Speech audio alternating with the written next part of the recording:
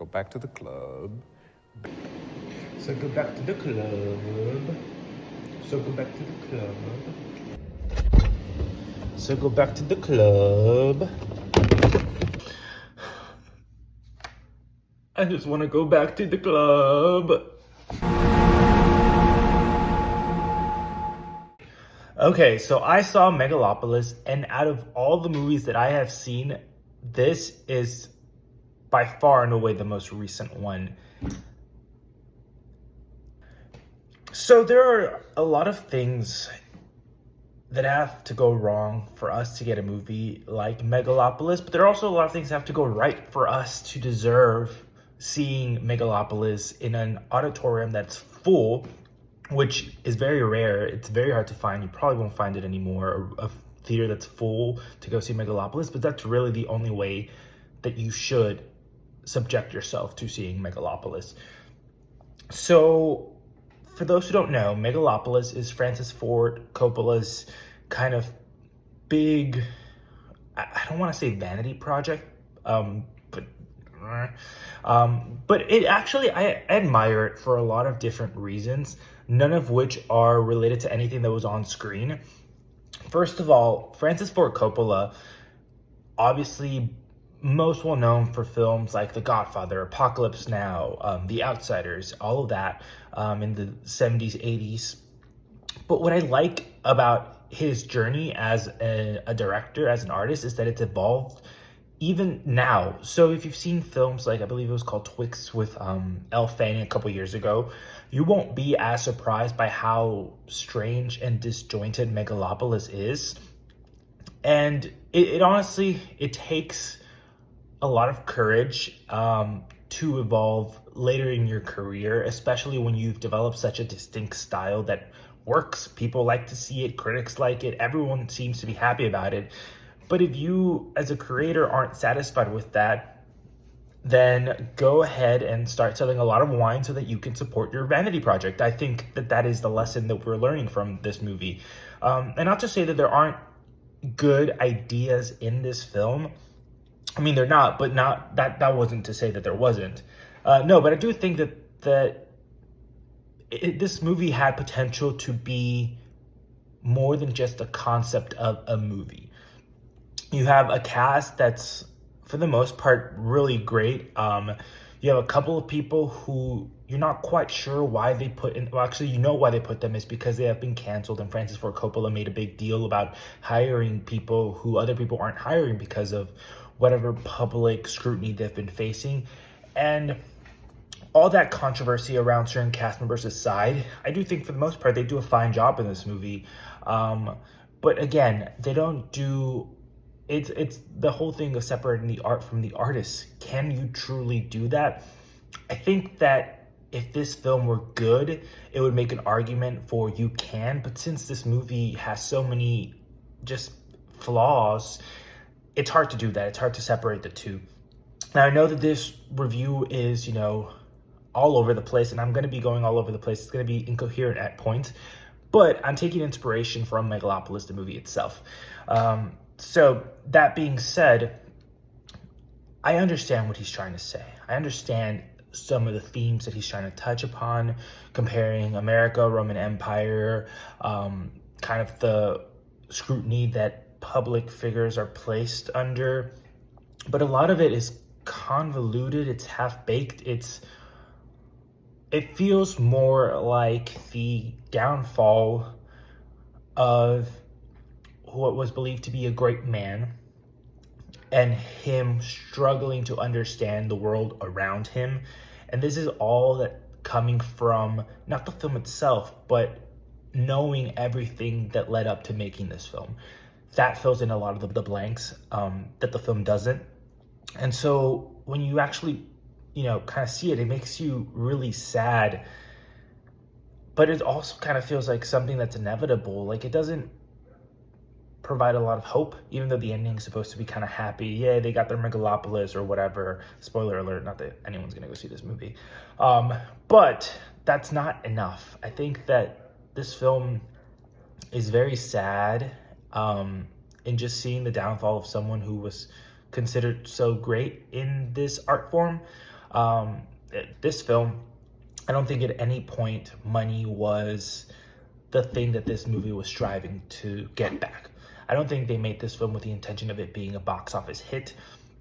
It was made with the intention of Francis Ford Coppola telling a story that he thought was worth telling. It's not, but he tried it, and I think that I respect that aspect of the film. I think it is an experiment. It's a failed experiment, sure, but it is an experiment, which is something that we don't see a lot in movies, and I feel like after the mega flop that this was, we're going to see it even less, which is unfortunate. But if people are willing to put their own money that they've earned throughout their careers to make passion projects, I'm all for that. Personally, this one didn't work for me as a film because it wasn't really a film. And also, some of the things that it was saying kind of contradicted itself in multiple cases, because you have this idea, it feels like he's trying to be very, aware of situations, aware of society where it stands now, but still there are so many things that are holding him back to the way society was when he was growing up. And I think that's something that we're all struggling, or that we're all gonna struggle with, is understanding how society has grown past you. And that is interesting. It's not touched upon in the movie, but you can infer it from the movie. But for example, there is this young singer, and they have this whole thing where they're like bidding on her, like it's her keeping herself a virgin, right? They're all bidding money on that, and that is an interesting commentary on how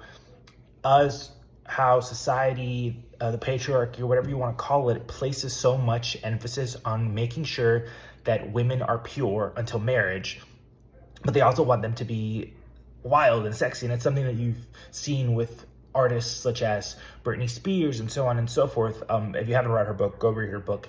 But it's like you want a woman to be clean and whatever, and then you also want them for other purposes. And so that was an interesting idea, but then it completely contradicts that by having her later on in that scene be the subject of a scandal with Adam Driver's character. She's supposed to be 16, and there's a doctored video of her and him sleeping together.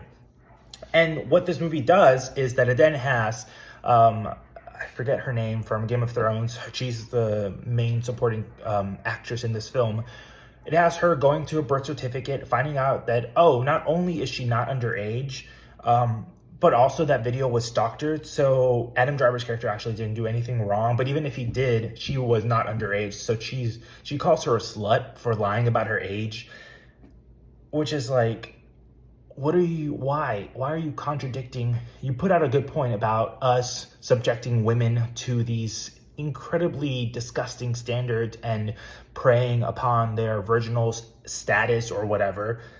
And then you're like, actually women are lying whores that only want to tear down powerful men, such as the case later on with Aubrey Plaza's character, who, by the way, she is the only redeeming thing in this movie. Anyway, that's my little rant on that. So very much, this film gets sad again because it feels like someone forgot about this director, even as he's been evolving himself. And he might not evolve into something that you like, that I like, but it's admirable that he is, changing, but it's just not up to speed on the change society has made since his heyday. And so there is a lot of disconnect, which leads the film to be unfocused, and it's just a mess. I don't recommend seeing it unless you see it in a full theater, unless you're going to one of those immersive experiences, which I think they're not doing anymore. I think they only did it up to like last Saturday. But really, I think the best part that I could say about this movie was afterwards. We were all laughing at it, of course, because it's ridiculous. But we all did have a sense of camaraderie between us because we had just experienced something that was interesting, that was not something by the book, and we had something to talk about. And I think that that's honestly the biggest plus side for this movie. And the only thing that I can really truly compliment is that it gives people something to talk about, especially if you're into movies. I think it's just one of those movies that you see in theaters. I don't recommend seeing it anywhere else because, again, it's not worth your time. But if you did go see it, I would love to hear what your experience was with it. But keep up the work, keep exploring who you are as an artist, even if people are telling you this is what works, this is what's good. If you don't want to be a commercial, kind of person, if you want to explore your own art form, and if you have the means to do it, that's a big thing, is having the means to do it, then go ahead, do it. It's better than what a bunch of other millionaires, billionaires are doing with their money. So if you want to make this, keep continuing making these types of movies, knock yourself out. And yeah, those are my thoughts on Megalopolis, also known as Megaflopolis, also known as Megaflopomess.